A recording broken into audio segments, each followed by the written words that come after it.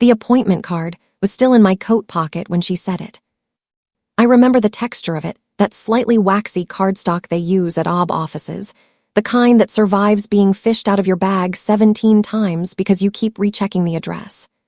Dr. Priya Mehta, Obgyn, Thursday, 2:15 p.m., and in my own handwriting in the margin because I always wrote things twice when they mattered.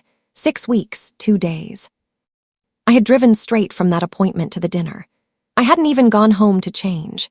I was still in the gray wool dress I'd worn to work, still smelling faintly of the antiseptic soap they keep in every exam room, and underneath everything else, underneath the nervousness and the car ride silence and the strange floaty feeling of carrying a secret that was also a person, I was happy.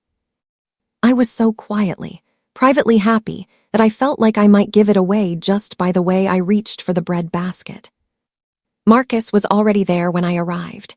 He was sitting across from his mother at the round table she always requested at Hargrove's, the one near the window, the one where she could see the room and the room could see her. He looked up when I walked in and smiled the smile he saves for when he's been waiting and he's glad the waiting is over. I loved that smile. I still do. His mother, Elaine Calder, and she had made it very clear in the early years that I was to call her Elaine, never Mom, a distinction she delivered not with cruelty, but with a precision that left no room for misinterpretation, did not smile. She watched me sit down with the expression she usually reserved for restaurant menus she found disappointing.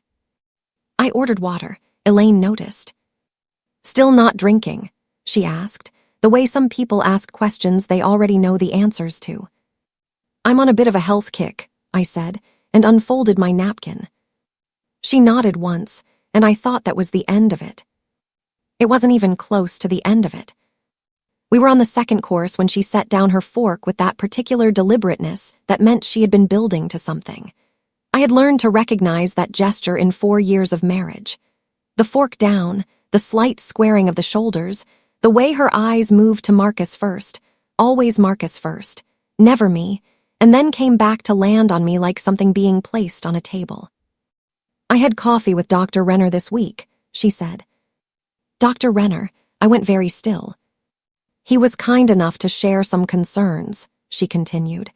"Given the length of time you've been married and the fact that there are no children," she paused, "he said it may simply be the case that Naomi is unable to have them."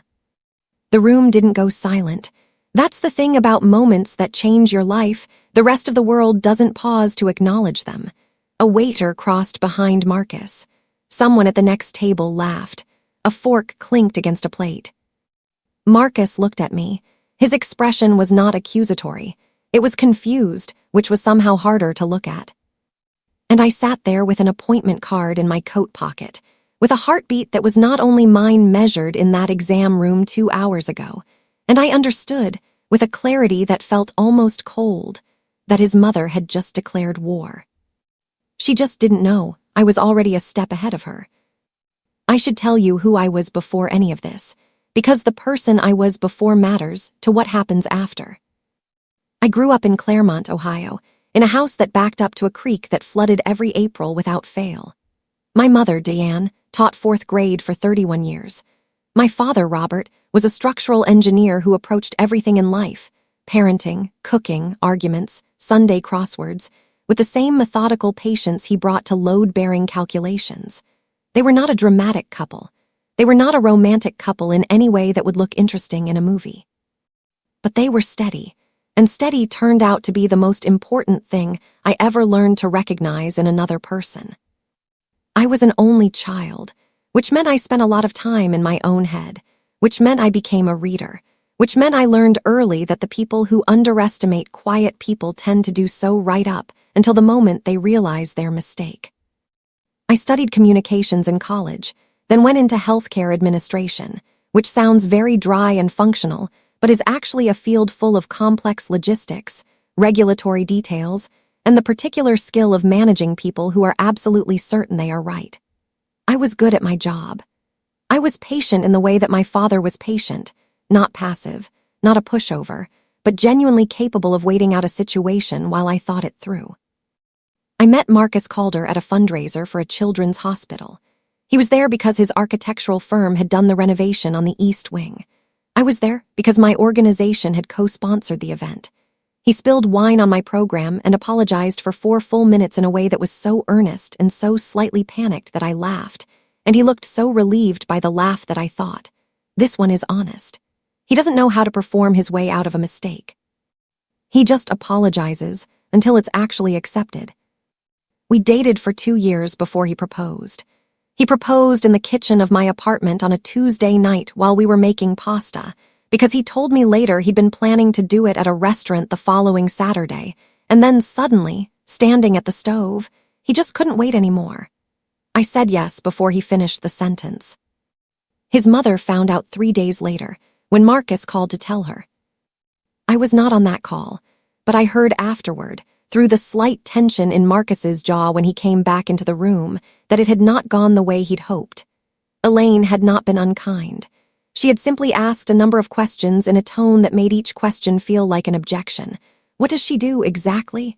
Where is her family from? What are her plans long-term? Marcus had answered all of them. I know because he told me, presenting it as a neutral accounting of facts, the way people do when they're trying not to alarm you while also being honest. He was good at that. He'd had a lot of practice, I would come to understand, at threading the needle between loyalty to his mother and honesty with himself. Elaine Calder was not a villain in the traditional sense. She was a woman who had raised a son mostly alone after her husband, Gerald, died of a cardiac event when Marcus was 11. She had done it with very little help, with considerable personal discipline, and with a particular vision of what Marcus's life should look like. A vision she had been building since the funeral, I think, as a way of making the loss mean something. If Gerald was gone, then Marcus would be everything. Marcus would succeed, marry well, and carry forward the version of the Calder name she had decided to protect. I was not what she had in mind. This was never said directly. Elaine was too composed for directness when it could be avoided, but it was communicated through 100 small calibrations. The way she would ask Marcus about his projects without looking at me, the way she'd refer to my field as the administrative side of things, the way she'd say my name, Naomi, with a faint pause before it, as if she were locating it each time. The way she never once, in 4 years, called me by any name that suggested I was family. I noticed all of it. I logged it the way my father had taught me to log structural concerns, quietly, accurately, without drama, because drama is what happens when you've waited too long and the problem has become a crisis. Marcus noticed some of it. He was not blind to his mother. He was, and I say this with full love and full clarity, a man who had learned to survive Elaine by believing she meant well. He was not wrong, exactly. She did mean well, in the way that people who are absolutely certain of their own rightness always mean well. The harm they do is not intentional. It's just inevitable. We had been married 8 months when the first comment about children was made. Elaine, over Sunday brunch, mentioning casually that Gerald's mother had been pregnant within the first year. Marcus laughing it off. Me smiling and passing the orange juice. We had been married 2 years when the comments became a pattern. Subtle still, but patterned, the way questions about the future always curved toward children, the way she'd mention friends of hers whose grandchildren were coming along. The way she once asked, at a Christmas dinner, whether we'd looked into anything. A phrase so deliberately vague that it could mean fertility treatments, or it could mean adoption, or it could mean seeing a specialist, and the vagueness was the point. The vagueness let her plant the idea without having to take responsibility for planting it. I was not infertile. I was waiting. Marcus and I had talked about it many times with full honesty, and we were in agreement that we wanted to wait until we were both more settled. His firm was going through a major growth period. I had taken on a regional director role that I was still finding my footing in. We were building something. We were not avoiding children. We were preparing a life for them. But Elaine didn't know that, because Marcus had never told her, because Marcus, and this is the truest and most complicated thing about the man I married, believed that some things between a husband and wife were private and that sharing them was unnecessary. He was protecting us, he thought. He was keeping our business our business. What he didn't account for was what his mother would build in the silence he left her. Dr. Renner was Elaine's personal physician. He was also, I should say plainly, a man in his mid-60s who had known the Calder family for decades, who had treated Gerald in his last years and had known Elaine through her grief and her recovery, and who regarded her, I believe, as something close to a personal friend. He had never been my doctor. I want to be very clear about that because it matters enormously to what comes next. My obgyn was Dr. Priya Mehta, whom I had been seeing for 3 years, who was careful and thorough, and who kept records that were mine and no one else's. My general practitioner was a woman named Dr. Sandra Cho, who had taken over from my previous doctor when he retired. Neither of them knew Elaine Calder. Neither of them had any relationship with the Calder family. So when Elaine said, at that dinner, that she had coffee with Dr. Renner and that he had shared concerns about my fertility, I knew, with immediate and bone-deep certainty, that she was either lying or she was working from something she had constructed out of assumption and delivered as though it were medical fact. Because Dr. Renner had no information about me, he had never seen me as a patient. He had no access to my medical records. Whatever he shared was not clinical. It was conjecture, or it was fabricated, or it was Elaine telling him what she'd been worrying about and him, over coffee, agreeing that her concern was valid and that these things sometimes are the case. And she had presented it to Marcus, at dinner, in public, with the fork down and the shoulders squared, as though it were a diagnosis. As though it were a fact about my body that my husband deserved to know, and that I had been withholding. I sat with this for the rest of the dinner. Marcus asked me, quietly, if we could talk. I said yes. Elaine ordered dessert with the serenity of a woman who had done what she came to do. I drank my water and I pressed my foot gently against the side of my shoe, where the appointment card crinkled faintly inside my pocket, and I breathed. In the car on the way home, Marcus asked me if there was anything I hadn't told him. It was asked gently. He was not accusing me, but even a gentle version of that question, after what had just happened, the implication that there might be something wrong with me that I had kept from him, that his mother's coffee table medical opinion might be worth addressing. Even gently, it landed hard. Marcus, I said, I need you to listen to me carefully. He nodded. Your mother said something tonight that she presented as medical information. It isn't. Dr. Renner has never treated me. He has no access to my records. Whatever he told her was not based on clinical fact. A pause. Then why would she? I don't know yet. That part was honest. I had a theory, but I didn't have evidence for it yet, and I had not survived 4 years of Elaine Calder's particular brand of architectural certainty by responding to theories as though they were facts. But I need you to know that there is nothing wrong with me that I have been hiding from you. He looked at me. And, I said, I have a doctor's appointment from today. I'd like to show you something. I reached into my pocket, and I gave him the card. He read it again, he looked up. Naomi. 6 weeks, I said. I found out 10 days ago. I wanted to wait until I'd had the first appointment. I wanted to be sure before I told you. The look on his face in that moment, that is a private thing. That belongs to us. But I will say that it was not the face of a man whose mother had successfully separated him from his wife. It was the face of a man who suddenly understood, all at once, several things at the same time.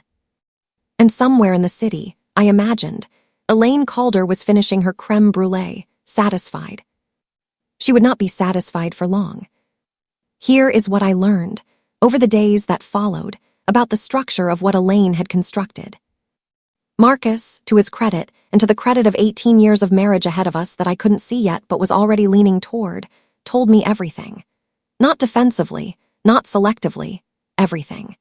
He had been worrying, he admitted, because his mother had been raising the subject of children in small, persistent ways for over a year. He had been deflecting, but her persistence had done what persistence is designed to do. It had introduced doubt into a space where doubt had not previously lived. She had mentioned Dr. Renner to him once before, 3 months earlier. Just in passing, she'd said. She'd run into him. He'd asked how Marcus was doing. She'd mentioned they hadn't had any news on the family front, and he'd said, and here was where it became a structure instead of a comment. Well, Sometimes these things take longer, and sometimes there are medical reasons. It might be worth gently inquiring. That was the first brick. The dinner was the wall. Elaine had not invented this spontaneously. She had laid groundwork. She had used a trusted third party, someone Marcus associated with family history and with care, to give the idea a clinical coding it didn't deserve. She had then waited for what she judged to be the right moment and delivered it as fact, in a public enough setting that I couldn't immediately respond with the full force of what I knew. She was not stupid. I had never thought she was stupid. She was, in her way, brilliant, the way someone is brilliant when they have spent decades managing a particular person and have developed a precise understanding of his triggers and his loyalties and the exact amount of pressure required to shift his attention. The problem with her plan, the fatal structural problem, the load-bearing wall she had built on sand, was that she did not know about the appointment card. She did not know I was already pregnant because Marcus didn't know yet. And Marcus didn't know yet because I had learned, somewhere in the years of watching Elaine operate, that information released too early becomes information that can be used against you. I had wanted to tell him on my terms, at the right moment, when I was certain. I had not expected her to force the moment. But she had, and so the revelation had happened in a car on a dark street, and instead of it being the quiet, happy thing I'd planned, it was a counter-evidence presented at the exact moment she thought she had won. I spent 3 days thinking about what to do next. Not reacting, thinking. My father used to say, the first thing you do after something collapses is not to rebuild. The first thing you do is understand why it collapsed. Then you design something that won't. I was designing. The first call I made was to my own doctor's office. I asked whether any of my records had been shared with any outside parties and what the process would be if they had been. The receptionist confirmed that all records releases required my signed authorization. I asked her to note in my file that no records were to be released to any party without a written request reviewed by me first. She did. The second call I made was to a friend of mine named Clara Weston, who had worked as a medical ethics consultant for a regional hospital before transitioning into healthcare law. I didn't ask her for legal advice, not yet. I asked her a general question. If a physician shared opinions about a non-patient's medical status with a third party, would that constitute a problem? Clara was quiet for a moment. "Describe the situation," she said. I described it. Another pause. "Naomi," she said, "that's not a gray area." I thanked her and told her I'd be in touch. The third thing I did was sit down with Marcus. I am going to be honest about Marcus, because he deserves honesty even in the retelling of this. He was not an adversary. He was never an adversary. He was a man who loved his mother and loved his wife, and had spent much of his adult life navigating the particular difficulty of being loved by Elaine Calder, which required that you accept her vision of you as somewhat part of the deal. He was also a man who, when the cards were on the table, chose correctly. Not immediately, not without difficulty, but correctly. We sat in the kitchen, our kitchen, with its window over the sink that got good light in the mornings, and the small succulent on the sill that I had kept alive for 2 years despite being, by my own admission, not a natural plant person. It was a Saturday. The coffee was made. Marcus had his mug in both hands the way he does when he's bracing himself. I laid out what I knew. Not what I felt, what I knew. I told him that Dr. Renner had no clinical basis for any statement about my fertility. I told him I had confirmed with my doctor's office that no records had been shared. I told him what Clara had said about physicians and non-patients and the implications of sharing medical opinions as fact. I told him that his mother had taken a private family concern, the absence of children in our marriage, and weaponized it in a public setting using language borrowed from medical authority in a way that was, at minimum, a serious breach of honesty, and at maximum, something a healthcare lawyer might have a technical term for. Marcus was quiet through all of this. He did not interrupt. He did not defend. When I finished, he put down his mug and he looked at the table for a long moment. "I want to call her," he said, I want to ask her directly. I think that's fair, I said, but I want you to know what I'm going to do regardless. He looked up. I'm going to document everything, I said. The timeline, the dinner, what she said, what she claimed Dr. Renner said. Not because I'm planning to take any action right now, but because if she does this again, if she does anything like this again, I need there to be a record that this was not the first time. Marcus held my gaze. Okay, he said quietly. And I want her to know, I added, about the pregnancy, not to win an argument, because it's relevant, because she walked into that dinner having decided something about my body that was factually incorrect, and I think she should understand what she actually walked into. He nodded once, the nod of a man who understood that his mother had made a very significant miscalculation. He called her that afternoon. I did not sit in on the call, because that was his conversation to have between a son and his mother, without me in the room to make it feel like an ambush.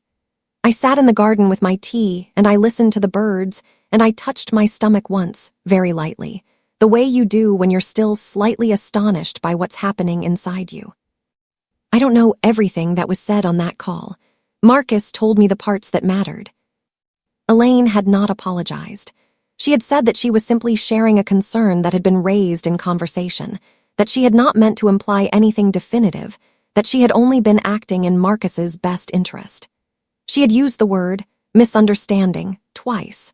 She had then heard the word pregnant and gone completely silent for a period that Marcus described as long. He said she had eventually said, I see. 2 words, I see. And Marcus had said, I need you to understand that what you did at dinner was not acceptable, that you presented something as medical fact that wasn't, that Naomi is my wife and her medical history is private and not available for discussion over coffee with anyone. Elaine had said, after another pause, I was worried. And Marcus had said, I know, but worry doesn't make it okay. I don't know if she cried after they hung up. I don't know if she sat with what she'd done. I hope she did, because she was not a monster and I did not need her to be. I needed her to be a woman capable of understanding that she had overstepped in a way that had consequences. What I knew for certain was that this was not over. The dinner was a battle. The war was still ongoing. And Elaine Calder had not achieved the outcome she'd come for, but she had not fully retreated either. I had 3 months before I would start to show. 3 months during which the pregnancy was mine and Marcus's, and no one else's yet. I used them carefully.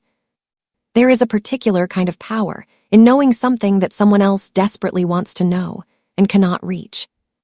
I don't say that with cruelty. I say it because it's accurate, and because accuracy is what carried me through those 3 months more than anything else. Not anger. Anger is a fuel that burns fast and leaves you depleted. Not strategy in the cold chess player sense. I wasn't moving pieces. I was building something real. But clarity. The clarity of knowing exactly what I had, exactly what I was protecting, and exactly how much time I had before the landscape shifted. We told no one about the pregnancy during the first trimester. That's not unusual. Most couples wait. But for us, it carried extra weight, because every week that passed was a week during which Elaine's dinner performance sat suspended in the air without resolution, and every week that passed, I was also growing something she had declared impossible. I went back to Dr. Maida at 8 weeks. Everything was measuring correctly. The heartbeat was strong and steady, that rapid underwater drumming that sounds like nothing else in the world. I lay on the exam table and stared at the ceiling and felt the particular gravity of carrying a secret that was also alive. Marcus came to that appointment. He held my hand during the ultrasound. He was very quiet, the way he is when something is actually reaching him, not the social quiet of a man in a meeting, but the interior quiet of a man being changed by what he's seeing. On the way to the car, he said, I keep thinking about the drive home from that dinner. And I said, I know, and we didn't need to say more than that. During those 3 months, I did several things. The first was that I kept the documentation I'd promised. A simple notes file, date-stamped, factual. The dinner, what was said, who was present, the exact words as I remembered them. Marcus's call with Elaine, what he had reported to me. My call with my doctor's office confirming no records had been released. My conversation with Clara, not a legal dossier, just a record. Just the thing my father would have called a load assessment, written down so it exists independently of memory, which is unreliable under stress. The second was that I called Clara again and asked her, now in a more specific sense, about Dr. Renner's potential exposure. I wasn't planning to file a complaint immediately. I wanted to understand the architecture. Clara explained that a physician who characterizes a non-patient's medical condition to a third party, particularly one with an interested stake in the outcome, is treading in territory that medical boards take seriously. The degree of exposure depended on what exactly he had said and how he had framed it. If he had said, she might have trouble conceiving as personal opinion, that was one thing. If he had said, there are medical reasons she cannot have children as though it were clinical fact, that was another thing entirely. I noted that distinction carefully. I also, during those 3 months, paid close attention to Elaine. She called Marcus weekly as she always had. The calls were slightly shorter. She was cordial to me when we crossed paths, a Sunday lunch at Marcus's aunt's house, a birthday dinner for one of his cousins. She did not mention the dinner. She did not mention Dr. Renner. She did not mention children. What she did do, and I noticed it with the same precision I'd been applying to everything else, was begin laying a different kind of groundwork. She mentioned, twice, to Marcus, that she'd been speaking with his cousin Daniel about some family property that had been in the Calder name for years. She asked Marcus, once, whether he'd ever thought about formalizing some of those arrangements. She brought up, in a Sunday call I wasn't on but Marcus told me about, Gerald's old investment accounts and how she'd been reviewing the beneficiary designations. She was rearranging things. I don't know if she was doing it consciously, if there was a clear plan. I think it's more likely she was doing what she always did, managing the future according to her vision of what it should look like. And her vision had taken a significant blow at that dinner, so she was recalibrating, rebuilding, finding new architecture. I filed this information quietly, and I told Marcus. Not to alarm him, to inform him. I had learned that the one thing that kept our marriage stable in the presence of Elaine was that Marcus needed to see what I saw. Because when he didn't, when the information lived only with me, he was making decisions with incomplete knowledge, and she was making decisions with complete knowledge, and that imbalance was not sustainable. He listened. He agreed that it was worth paying attention to. He also said, one evening, sitting on the edge of the bed with his socks still on, and that expression he gets when something has been sitting on him for a while. I've been thinking about what I would do if she did something like the dinner again. I waited. I think I would need to take a step back from her for a while, he said.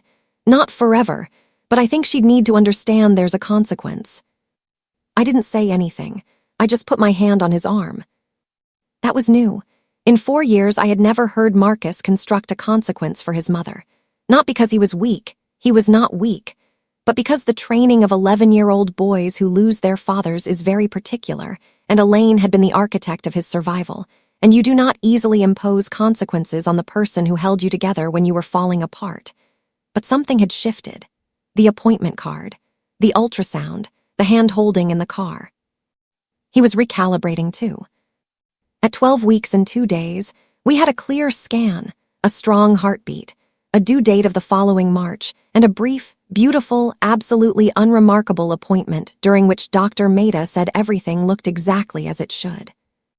That evening, we told Marcus's Aunt Carol, who cried immediately and said, "Oh, thank God," in the way of a woman who had been waiting for this news for years and trying not to show it. Then we called my parents, and my mother made a sound I had never heard her make before, a sort of compressed, overwhelmed sound, like joy that doesn't quite fit through the throat. And my father said, in his careful, measured way, "That's wonderful, Naomi.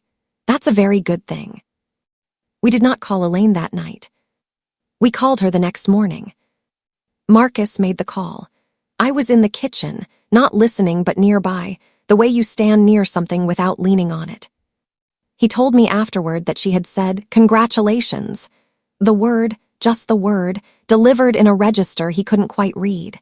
Then she had asked when I was due. Then she had said she hoped everything would go smoothly. Not "I'm so happy," not "I can't believe it," not "I'm going to be a grandmother." I hope everything will go smoothly. The language of a woman, managing her reaction, rather than having it. I poured myself a glass of water and thought, she is not done. She is waiting to see how this changes the terrain. She is calculating. I was right. I am almost always right about Elaine, which is both a useful thing and a sad one. 3 weeks after we announced the pregnancy, Marcus received a letter. It came through his firm's address, which was the first unusual thing, personal correspondence routed through his office.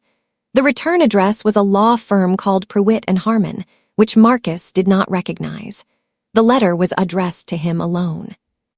He brought it home unopened, because something about it felt like it required both of us. We read it together at the kitchen table. The gist was this.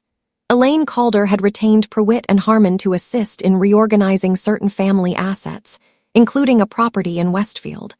A 4-bedroom house that had been in the Calder name since Gerald's parents had purchased it in 1971. That had been rented out for income since Gerald's death, and that Elaine had been managing as part of the estate.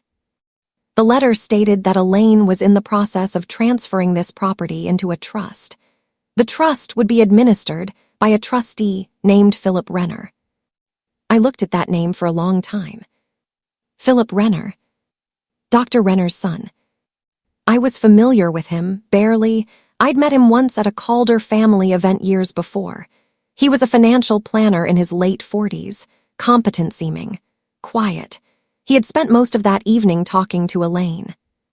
The trust, as described in the letter, would benefit Marcus Calder and designated heirs. However, the trust terms, which would be finalized with Elaine's signature and were still being drafted, gave the trustee broad discretionary authority over distributions during Elaine's lifetime. Which meant the property, the income it generated, the Calder family asset that had been accumulating value since 1971, was being placed in the control of a man whose father had sat across from Elaine over coffee and told her something about my body that wasn't his to say. This was not a coincidence. I read the letter twice, calmly, and then I set it on the table. "Marcus," I said, "do you have an estate attorney?" He did not. We had used a general attorney for our wills when we married, a perfectly nice man named Gerald Fontaine who had handled the basics competently. But an estate attorney, someone who understood trusts, beneficiary structures, the mechanics of how family assets are protected or redirected, we did not have. "We need one," I said, "before this trust is finalized." He looked at the letter again. "You think this is connected?" "I think that the man being appointed as trustee of a Calder family property is the son of the man your mother had coffee with before she told you I was infertile. I think that's not an accident." I kept my voice even. "I also think this trust structure, broad trustee discretion during her lifetime, means that the distributions are at Philip Renner's judgment, and Philip Renner's judgment is going to be shaped by whatever relationship he has with your mother, which, based on that dinner, is a relationship that does not include warmth toward me." Marcus sat with that. "The baby," he said quietly, "would be a designated heir," I said. "In theory, but if the trustee has discretion over timing and distribution amounts, theory and practice can be very far apart." He picked up the letter. He put it down again. "I'll call Fontaine on Monday and ask for a referral." "I already texted Clara," I said. "She has a name." He looked at me across the table, and I thought I saw, just briefly, the look of a man realizing that his wife had been quietly preparing for things he hadn't yet seen coming. Not with resentment, with something more like relief. Like a person who has been carrying something alone discovering there are 2 pairs of hands on it now. "Okay," he said. "Okay," I agreed. Clara's referral was a woman named Judith Ackhaffer, and within 45 minutes of our first meeting, I understood why Clara had recommended her. She had the particular quality of a person who has spent decades reading the fine print of family financial arrangements, and has, as a result, developed a very low tolerance for complexity that serves no purpose other than to obscure who benefits and who doesn't. She read the Prewitt and Harmon letter, the portion of the trust description that had been shared, and the notes I had made about the timeline, including the dinner, Dr. Renner's comments, and the subsequent relationship between Philip Renner and Elaine Calder. "Tell me about the property," she said. Marcus described it, the Westfield house. The rental income, which had been averaging about $42,000 a year for the past several years. The estimated current value, which a rough market check suggested was somewhere between $800,000 and $950,000. Judith took notes. She asked several questions about Gerald's original will, what it had said, how the estate had been structured. Marcus knew some of this. We agreed he would locate the documents. "The broad trustee discretion clause is the concerning element," she said. "A well-drafted trust can legitimately include it, but combined with the trustee selection, someone with a personal connection to the grantor and no apparent professional relationship with the primary beneficiary, it creates a structure where the assets could, in practice, be managed in a way that systematically disadvantages certain parties." "Our child," Marcus said. "Or any children," Judith said. "Particularly if the trustee makes decisions based on the grantor's preferences rather than the beneficiary's best interests, which is a breach of fiduciary duty, but one that can be very difficult to prove after the fact." She paused. "The key question is whether the trust has been finalized." It hadn't. Prewitt and Harmon's letter indicated the terms were still being drafted. "Then you have a window," Judith said. She looked at Marcus. "You are the named primary beneficiary. That gives you standing to request a full copy of the proposed trust terms before signing any acknowledgement. You also have the right to have independent counsel review those terms and raise objections before finalization." Marcus nodded.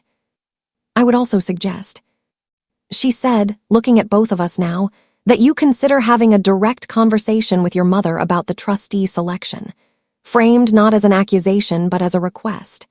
Give her the opportunity to make a different choice. If she refuses, that tells you something. If she agrees, that also tells you something."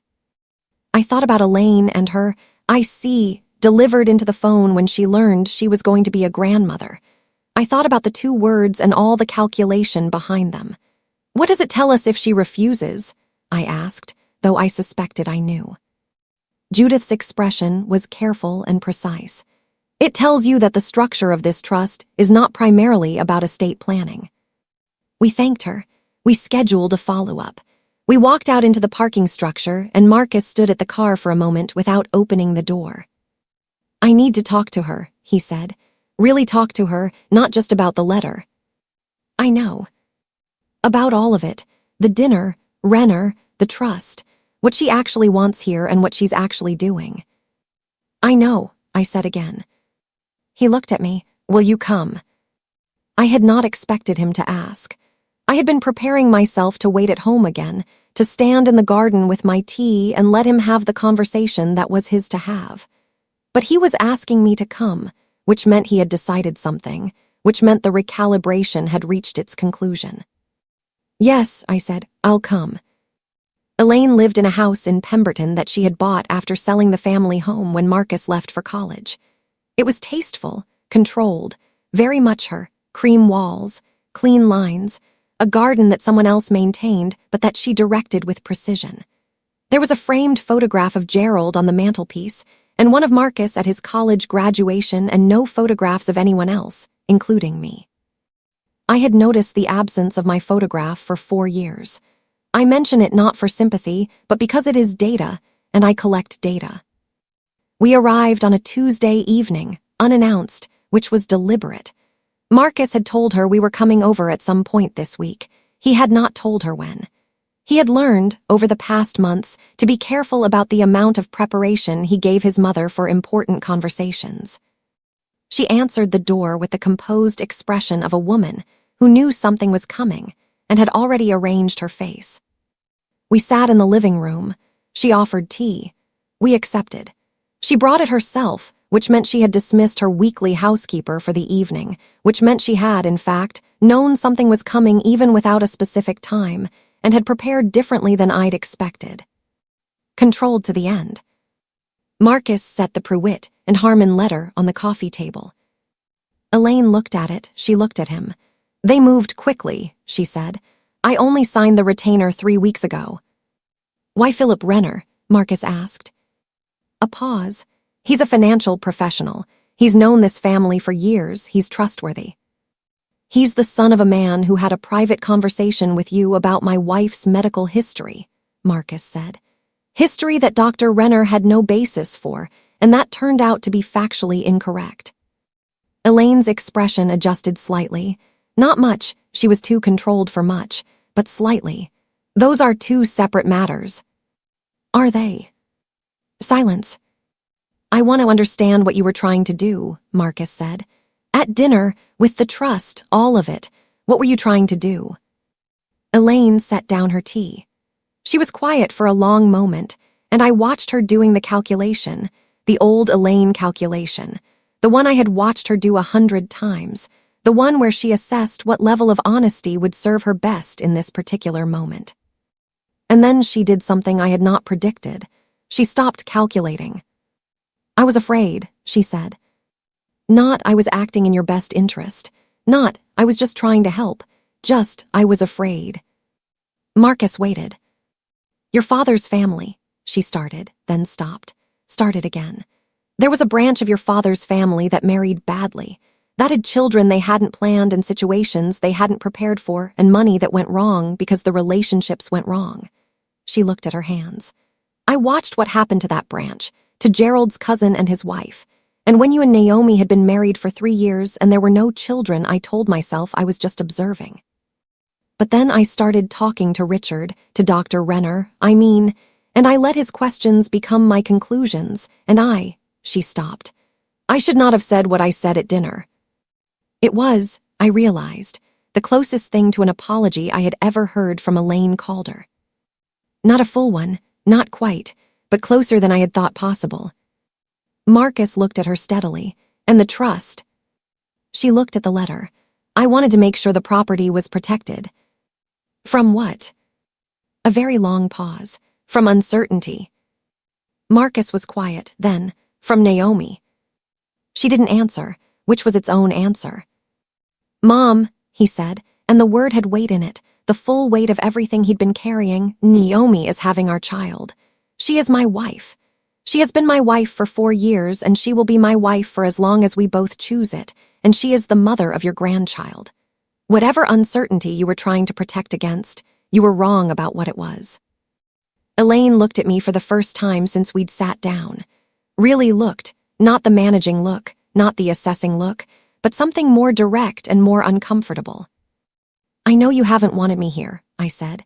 It was the first thing I'd said since we'd sat down. I kept my voice even. I've known that since before we were married, and I understand it somewhat. I understand what you lost and what Marcus became to you because of that loss. I understand that I was always going to be complicated for you.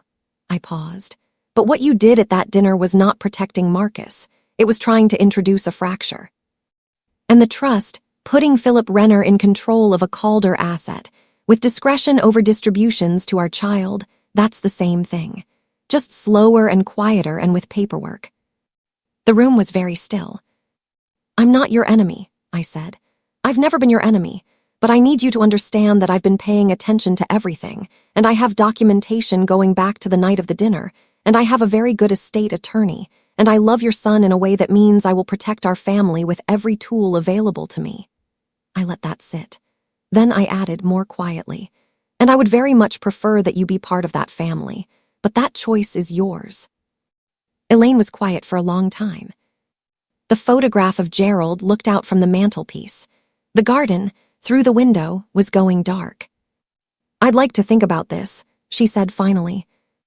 That's fair, Marcus said. We drove home almost without speaking. But at a red light, Marcus reached across and took my hand and held it, and I let him. And the night passed over the car, and I thought about how strange and heavy and necessary it is to say true things to people who haven't wanted to hear them. and how you cannot know in advance whether they'll land or bounce off, and how sometimes you say them anyway. I want to be honest with you about the aftermath, because I think you deserve an honest accounting and not a tidy one. Some things changed. Elaine contacted Prewitt and Harmon and requested that the trust terms be suspended pending further discussion. She told Marcus this herself in a call she made the day after we visited, directly, without prompting. She said she was reconsidering the trustee appointment and wanted to speak with Judith Aucaffer, our attorney, directly before proceeding, to make sure the terms were structured fairly. That happened. The meeting between Elaine and Judith was, by Judith's account, tense and deliberate and ultimately productive. The trust was restructured. Philip Renner was replaced as trustee by a professional fiduciary company, neutral, licensed, bound by law to act in the beneficiary's interest. The beneficiary designation was updated to include my name alongside Marcus's and any future children, clearly and unambiguously. Judith reviewed the final document and said it was clean. Elaine also called Dr. Renner, the father, the original architect of the dinner, and told him that she had used something he'd said in a way she now recognized as inappropriate, and that she would need to be careful about discussing family matters with him going forward. I know this because Marcus was in the room when she made the call, and he told me. She didn't ask Dr. Renner to account for himself. She didn't expose him fully, but she drew the line, which was more than I had expected. And I did not file a formal complaint with the medical board, because I decided that the damage had been contained, and that escalation would cost more than it would recover. That was my choice. I'm comfortable with it. Some things changed more slowly. Elaine came to my baby shower. She sat with my mother and my friends, and she was not warm. Exactly, warmth is not her natural register, but she was present and civil, and she brought a gift that she had clearly put thought into. A small framed print that had been in Gerald's family home, a botanical illustration, watercolor on cream paper, that she said had hung in the nursery when Marcus was born. She gave it to me directly, not to Marcus, and said, "For the baby's room if you want it." I do want it. It's on the wall now. Some things did not change at all. She still calls me Naomi, never anything warmer. She still has that particular pause before my name, that fraction of a second of locating it. She still directs most of her warmth toward Marcus when we're all together, and I am still, will probably always be, a somewhat contingent figure in her calculus. The photograph wall at her house now includes a wedding photo of Marcus and me, but it is smaller than the graduation photo and placed to the side. She will not become a different person. That was never the goal. The goal was to hold the line, to protect what mattered, to make sure that the quiet structures she was building in the dark, the dinner, the letter, the trust, were brought into the light before they could calcify into fact. I held the line. Our daughter arrived on a Thursday in March, 7 days before her due date, at 4:47 in the morning, in a delivery room that smelled of antiseptic and was very bright and very cold, and was the most important room I have ever been in. Marcus held her first. I watched him hold her and I thought, this is why you do not let people build walls between you. This is the thing on the other side of the wall they were building. We named her Clara, not after my lawyer friend Clara Weston, though the coincidence was noted and appreciated. We'd had that name in mind for years, independently, because Marcus's grandmother on Gerald's side had been Clara, and I had always liked it for the way it sounds. Clear, direct, without extra syllables. Clara called her, a name that announces itself simply. Elaine came to the hospital the morning after she was born. She walked into the room and she stopped just inside the door and she looked at Clara, who was asleep in the bassinet, and her face did something that all of her composure and control and careful managing could not contain. Something cracked open briefly, not painfully, not dramatically, but the way a window opens, and suddenly the room has air. She stayed for an hour. She held Clara for part of it. She did not say very much. When she left, she touched my arm.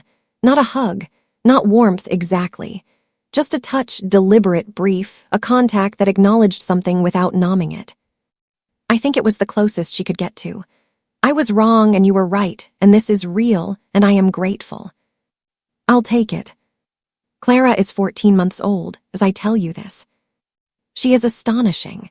She has Marcus's dark eyes and my stubbornness and an opinion about every spoon that enters her vicinity.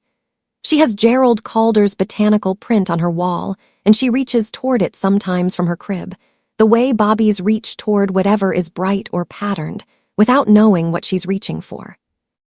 I think about that appointment card still. The waxy cardstock, the handwriting in the margin. 6 weeks, 2 days. I kept it. It's in a small wooden box on my dresser, along with the first ultrasound photo, and the note Marcus slipped under my pillow on the night we got home from the hospital. I keep it because it is physical evidence of a moment when I had information I hadn't yet deployed, and when the instinct was to panic or react and I chose instead to hold steady. I learned something in the aftermath of all this that I want to say plainly, because I think it matters. The most dangerous thing about Elaine's dinner was not what she said. It was what she was building toward. The dinner was a test. She was seeing whether she could introduce doubt between me and Marcus, whether that doubt would create distance, whether the distance would give her room to operate. The trust was the next step. If doubt had worked, the trust would have made the financial separation gradual and legal and very difficult to undo. She didn't fail because I confronted her dramatically. She didn't fail because I threatened her or exposed Dr. Renner or made Marcus choose. She failed because I had information she didn't know I had, and I held it until exactly the right moment, and when she moved, I was already on the other side of where she thought I was. Information, held carefully, is not deception. It's protection. My father used to check the load-bearing walls before anything else.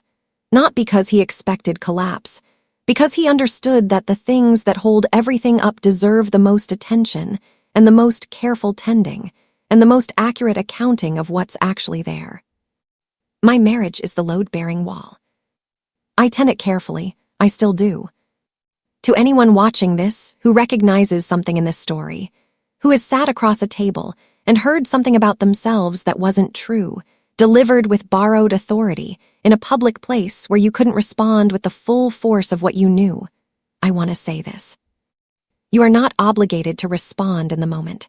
You are not required to perform your defense on someone else's timeline, in someone else's chosen arena, with someone else's rules. The moment they choose is almost never the right moment for you. Wait for yours. The things that are true about you do not become less true because someone says otherwise. An appointment card in your pocket does not stop existing because a woman at a restaurant table has decided you are empty. You know what you carry. Trust that. And when the moment comes, be steady. Be documented. Be the person who has already been to the attorney, already had the conversation, already reviewed the trust, already made the call that needed to be made. Quiet is not the same as losing. Sometimes quiet is just what winning looks like before the reveal. Thank you for spending this time with me. I'm Naomi, and this has been Signed and Silent. Take care of yourselves.